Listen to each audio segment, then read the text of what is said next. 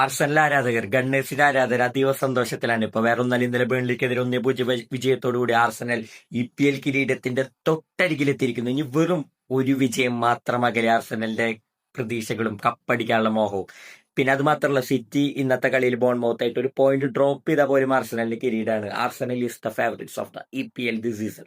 എല്ലാ കൊല്ലം ബോട്ടിൽ FC എന്ന പേര് കേട്ട് നാണക്കേടിന്റെ പടുകുഴിയിൽ നിന്ന് ആർട്ടറ്റയും സംഘവും ഈ സീസണിൽ കപ്പടിച്ചുകൊണ്ട് ഞങ്ങളും ചാമ്പ്യന്മാരാവാൻ ആയ യോഗ്യരാണെന്ന് തെളിയിക്കാനുള്ള ഒരു സുവർണ അവസരമാണ് ആർസണലിന് വന്നിരിക്കുന്നത്.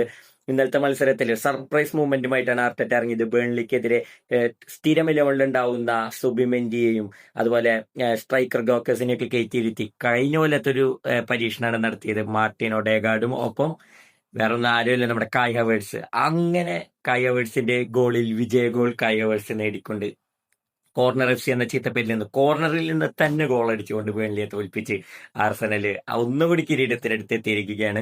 ഇന്നത്തെ മത്സരത്തിൽ കോർണറിൽ സാക്കിയാണ് അസിസ്റ്റ് നൽകിയത്. സ്ഥിരം കോർണർ FC എങ്ങനെ ഗോൾ വരുന്നതിലില്ല. സെറ്റ് പീസ് ആണോ ഓപ്പൺ ഗോൾ ആണോ ഒന്നുമില്ല, കളി ജയിക്കുന്നുണ്ടോ, ഡിഫൻസ് നല്ലതാണോ, അവർക്കാണ് കിരീടം. അത്രേ ഉള്ളൂ.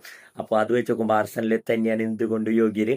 Arsenal are back. അതുപോലെ അടുത്ത ആഴ്ച ആർസണൽ ഫാൻസിനെ സംബന്ധിച്ച് വലിയൊരു വീക്കാണ്. Champions league final versus PSG. ഒപ്പം തന്നെ ഇംഗ്ലീഷ് പ്രീമിയർ ലീഗിലെ കിരീടം ലാസ്റ്റ് മത്സരം.